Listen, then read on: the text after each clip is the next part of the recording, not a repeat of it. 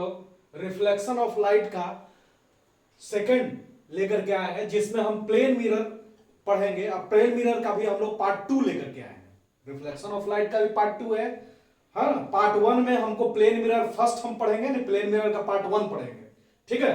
आज जो है हम लोग प्लेन मिरर का पार्ट 2 पढ़ने जा रहे हैं। तो इसको देखने से पहले इसके जस्ट पहले का वीडियो जरूर देखिए, है ना, जिसमें रिफ्लेक्शन ऑफ लाइट पार्ट 1 है, जिसमें हम लोग प्लेन मिरर पार्ट 1 के में हम सारा चीज प्लेन मिरर के बारे में डिस्कस कर चुके हैं। तो इसमें हम कुछ क्वेश्चन दिए हैं जिसका जवाब हमको कमेंट बॉक्स में चाहिए, ठीक है।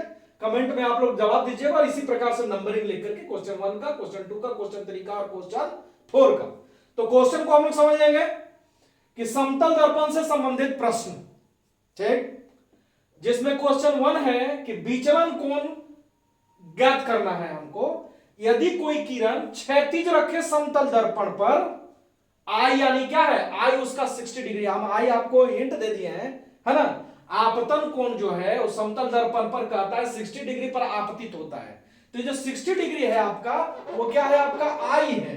ये क्या है, आई है। इसको कोष्ठ में समझिए, आई माने आपतन कोण है, याद रखिएगा, ठीक है। हम आपको हिंट दे रहे हैं, ठीक है, इसको बनाइएगा। उसका क्वेश्चन 2 है, इस प्रकार से रे आता है, फिर इस दर्पण से टकरा करके यहां और यहां का फिर दोनों क्या हो जाता है, पैरेलल हो जाता है, ठीक है। यहां पे अगर कहिएगा तो एम बी पैरेलल है किसके, सीडी के।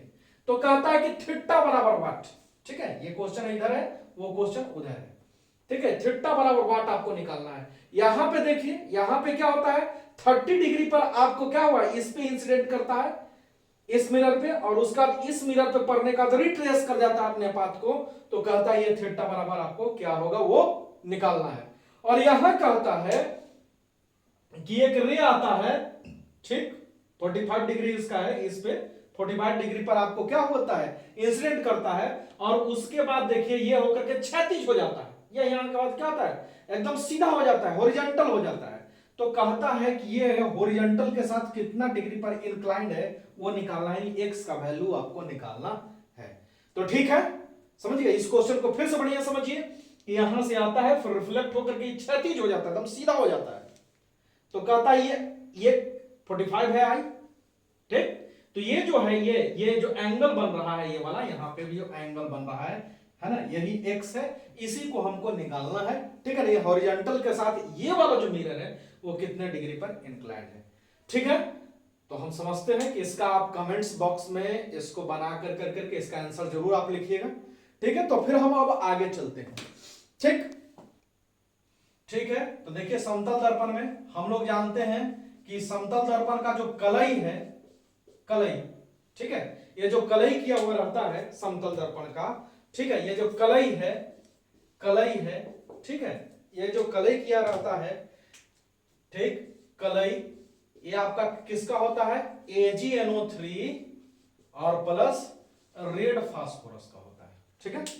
हम लोग जानते हैं कि कलई किसका किया हुआ रहता है, AgNO3 और रेड फास्फोरस का रहता है, ठीक है। जो कि हम पहले के वीडियो में भी आपको बता चुके हैं कि जो कलई है, जो कलई पीछे हम लोग करते हैं, है ना, यही है आपका क्या, कलई, ठीक। ये किसका होता है, AgNO3 और प्लस रेड फास्फोरस। AgNO3 जानते हैं क्या है, जिसको हम लोग कहते हैं सिल्वर नाइट्रेट। इसका उपयोग हम लोग किसमें करते हैं, मतदान का स्याही में हम लोग इसका उपयोग करते हैं, ठीक है। आप जानते हैं इसके द्वारा, समतल दर्पण के द्वारा बना प्रतिबिंब कैसा होता है। तो प्रतिबिंब पे हम लोग चलते हैं। प्रतिबिंब कैसा होता है, पहला प्रतिबिंब है, कैसा है, हम लोग चूंकि दर्पण के पीछे बनता है इसलिए क्या है, आभासी, या इसी को हम लोग क्या कहते हैं, काल्पनिक, ठीक, तथा सीधा, क्या होता है, सीधा होता है, ठीक। क्यों, क्योंकि ये कहां बनता है, दर्पण के पीछे बनता है। क्योंकि दर्पण के पीछे बनता है इसलिए ऐसा बनता है। चलिए दूसरा हम लोग आइए, दूसरा कैसा बनता है, यहां पे वस्तु की जो ऊंचाई होगी, याद रखिएगा, पहले भी हम लोग ये पढ़ चुके हैं, वस्तु की ऊंचाई बराबर क्या होता है, प्रतिबिंब की ऊंचाई, यानी ऑब्जेक्ट हाइट बराबर इमेज हाइट। ठीक है ना, इसी को हम लोग कहते हैं इमेजिनरी या वर्चुअल एंड इरेक्ट। ठीक है, चलिए अब तीसरा नंबर जो है वो आपका हो गया। यहां पे हम लोग अब देखेंगे, ठीक है, कि यहां पे वस्तु दूरी जो होगा, वस्तु दूरी बराबर होगा प्रतिबिंब दूरी के। प्रतिबिंब दूरी के क्या होगा, बराबर होगा, यानी ऑब्जेक्ट डिस्टेंस बराबर इमेज डिस्टेंस। ऑब्जेक्ट डिस्टेंस बराबर क्या होता है आपका, इमेज डिस्टेंस। और एक चीज 4 नंबर में हम बताए थे कि कैसा बनता है प्रतिबिंब, पार्श्व विपरीत प्रतिबिंब बनता है, पार्श्व विपरीत प्रतिबिंब बनता है, लैटरल इन्वर्टेड, है ना, और पूरी तरह से ढक लेता है। चूंकि पूरी तरह से क्या करेगा, ढक लेता है, इसलिए उसको कहते हैं सुपर इंपोज, है ना, सुपर इंपोज कर लेता है, यानी वस्तु जो है वो प्रतिबिंब को पूरी तरह से ढक लेता है। चूंकि इस हाथ का दिखाते हैं तो इस हाथ का प्रतिबिंब बनता है, दोनों क्या होता है उसमें एक दूसरे को पूरी तरह से ढक लेता है। तो चलिए समतल दर्पण के बारे में एक बार हम रिवाइज करते हैं, जबकि इसके पहले वाले वीडियो में हमने ये सब चीज को बताया है ना, ये सब चीज को हमने समझाया है, फिर भी इसको हम यहाँ पे एक रिपीट कर दिए, इसलिए कि अब हमको इससे संबंधित क्वेश्चन हमको करना है ना। इसमें खास तौर से जो इससे रिलेटेड क्वेश्चन है छोटा छोटा, है ना, जिसको आप न्यूमेरिकल्स कहते हैं, है ना, उसी को हम लोग देखेंगे। जैसे कि 2 समतल दर्पण के सहायता से बने हमको प्रतिबिंब की संख्या निकालना है। अब हम लोग देखेंगे कि 2 समतल दर्पण द्वारा किसी वस्तु के बने प्रतिबिंब की संख्या, यानी 2 समतल दर्पण द्वारा कोई एक वस्तु का कितना प्रतिबिंब बनाया जाता है। जैसे यहां पे कोई वस्तु है, ये 2 समतल दर्पण है जिसके बीच का कोण क्या है, थीटा। 2 समतल दर्पण के बीच का कोण है, 2 समतल दर्पण के बीच का कोण है। तो इसको निकालने के लिए हम लोग फार्मूला है एम बराबर फार्मूला आता है 360/थीटा। ध्यान दीजिएगा। अब हम लोग रूल पे आएंगे, रूल जो कि बहुत जरूरी है, रूल के साथ साथ ही हम लोग कुछ न्यूमेरिकल्स भी करते चलेंगे, है ना। रूल फर्स्ट कहता है कि यदि एम का मान क्या हो, सम यानी इवन हो, तो प्रतिबिंब की संख्या क्या हो जाएगी, प्रतिबिंब की संख्या को हम लोग क्या करेंगे, 1 घटा देंगे, यानी नंबर ऑफ इमेज कितना होगा,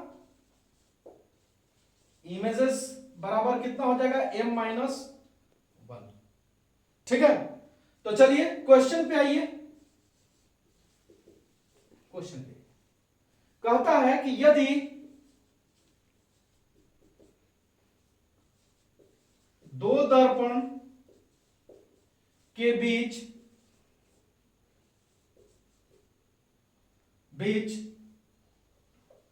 का कोण theta is equal to 90 degree है तथा उसके बीच स्थित वस्तु का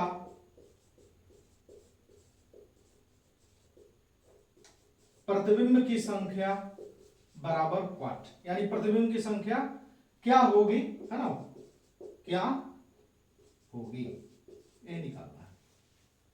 ठीक, चलिए तो यहां पे हम लोग ध्यान दीजिए, यहां पे इसको हम बनाने की कोशिश करते हैं, यहां पे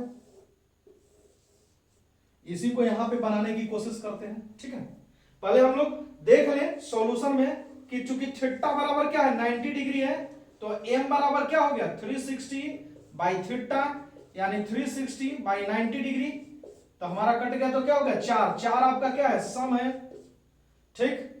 तो प्रतिबिंब की संख्या क्या होगा,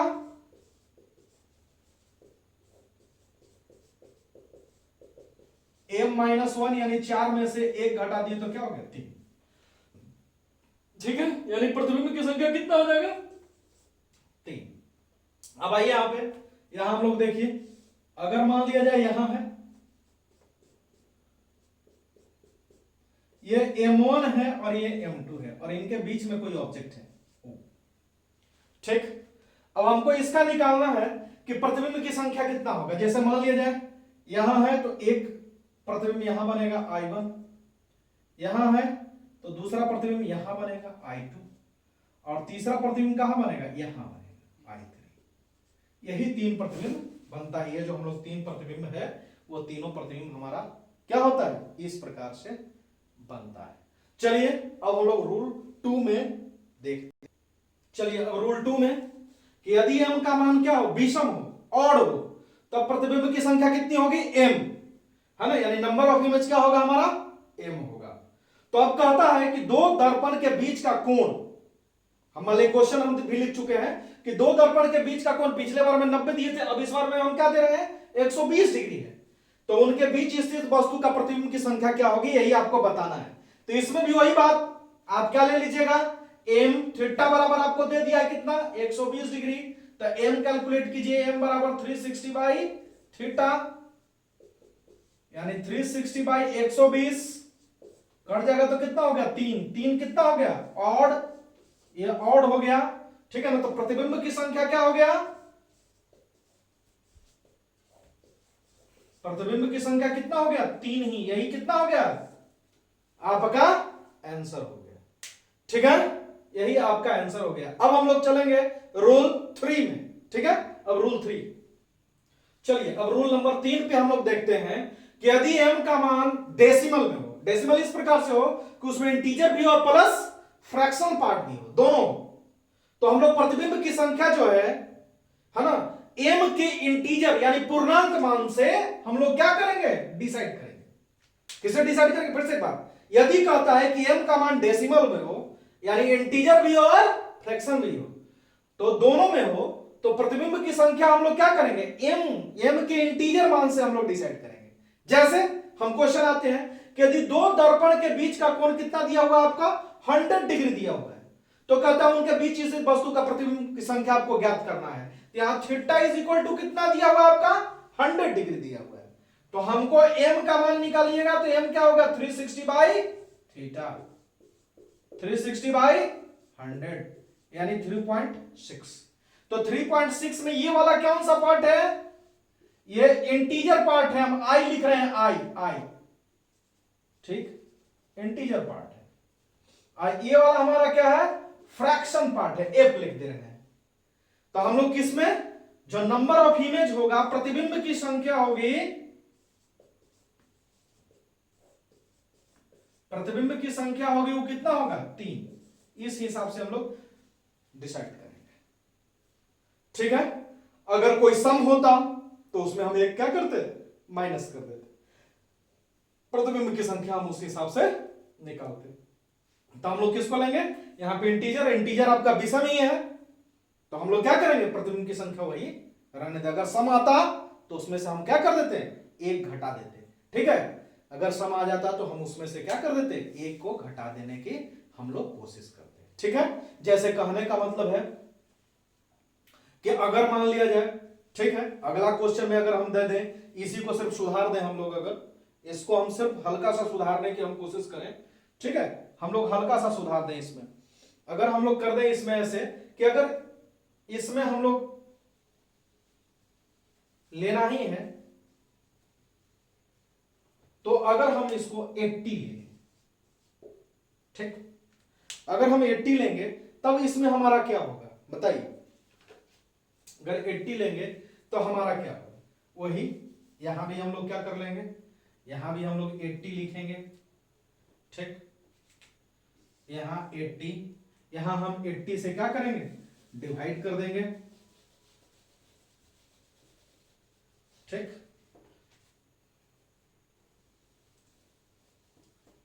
80 से डिवाइड करेंगे तो 360/80 कट गया, ठीक है। तो ये क्या होता है, ये 2 बार में, ये 9 बार में, यानी 9/2 यानी क्या होगा 4.5।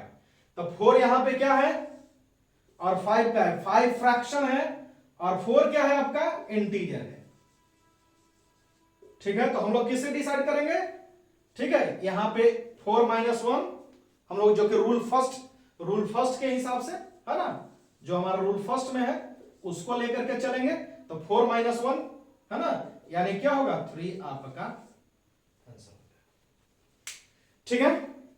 चलिए अब हम लोग आगे चलते हैं, ठीक है, रूल 4 में चलिए अब हम लोग रूल नंबर 4 जो इसका लास्ट रूल है, कहता है यदि वस्तु दोनों दर्पण के कोण समद्विभाजक पर हो, ध्यान दीजिएगा इस बात को कि किस पर है, कोण समद्विभाजक पर है, तो प्रतिबिंब की संख्या हम लोग को निकालना है।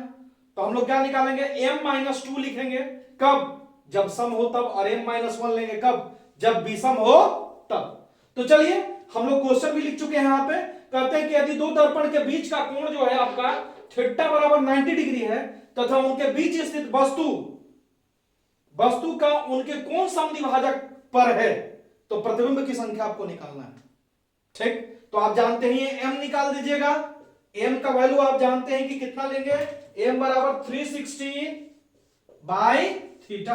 तो 360/थीटा जब हम लिखेंगे तो कितना हो जाएगा 360/90 कट गया तो क्या होगा 4 क्या है, सम है, ठीक। तब प्रतिबिंब की संख्या कितना हो जाएगा, प्रतिबिंब की संख्या m में से हम लोग 2 घटा देंगे तो 4 में से 2 घट गया तो क्या हो गया 2, है ना। इसको आप ऐसे समझिए, है ना, इसी चीज को यहां पे हम समझाने की कोशिश कर रहे हैं कि अगर मान लिया जाए 2 दर्पण है इस प्रकार से, ठीक है, क्वेश्चन को एक बार देख लीजिए फिर से, कहता है कि अगर 2 दर्पण के बीच का कोण कितना है 90 डिग्री है तथा उनके बीच स्थित वस्तु क्या है, उनका कोण समद्विभाजक पर है, तो प्रतिबिंब की संख्या निकालना है। मान लिया यही 90 डिग्री है और इनके मान लिया क्या दिया हुआ है क्वेश्चन में, यहीं पे अगर वस्तु को आप रख देते हैं, ठीक। तो ये मान लिया जब मिरर 1 है, यह मिरर 2 है, तो इसके द्वारा तो प्रतिबिंब आप जानते ही हैं कि क्या हो जाएगा, यहां पे बन जाएगा पहला, ठीक।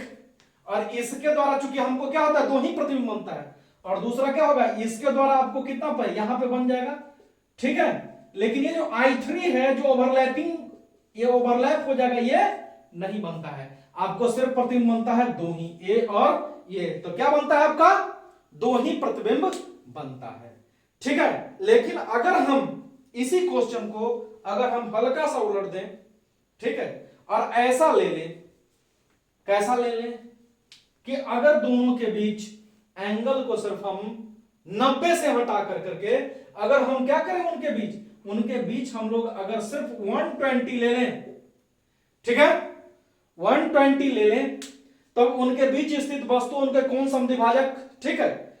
तो आइए अब इसको लेकर के चलेंगे तो हम कैसे बनाएंगे, कितना बनेगा, कितना आंसर आएगा, है ना, उस पर अब हम लोग विचार कीजिए। यहां पे लेंगे तो 360/थीटा, तो 360 तो हुआ ही, ठीक, अब 360 हो गया, अब 360 के बाद हमारा थीटा के जगह पे क्या है 120 डिग्री, ठीक है, 120 डिग्री है।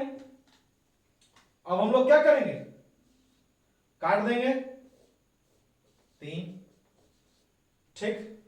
तो आपका क्या होगा यहां पे, ये आपका क्या निकल करके आया, ये जो निकल के आया आपका, ये आपका ऑड है, इसलिए प्रतिबिंब की संख्या क्या हो जाएगा -1, तो 3 में से क्या हो गया 1 घट गया, तो आपको कितना आ गया 2 ही आपका आंसर आ गया। यही आपका इसी प्रकार से आपका होगा। इस प्रकार से आपका जो है चारों नियम समाप्त हुआ। क्वेश्चन हम पहले दे चुके हैं आपको, ठीक है, लेकिन एक क्वेश्चन अभी तुरंत हम देंगे और उसको अभी ही हम आपको बना करके दिखाएंगे, ठीक है। तो जल्दी से हम लोग नॉर्मल क्वेश्चन जो आपको रेलवे एसएससी वगैरह में ज्यादातर पूछा जाता है, ठीक है, पॉलिटेक्निक आईटीआई में पूछा जाता है, ठीक है, उसी क्वेश्चन को हम लोग जल्दी से 2-3 क्वेश्चन, ज्यादा नहीं 2 ही क्वेश्चन होगा, ठीक है, 2 क्वेश्चन कर करके और इस वीडियो को हम एंड करेंगे, ठीक है। तो चलिए।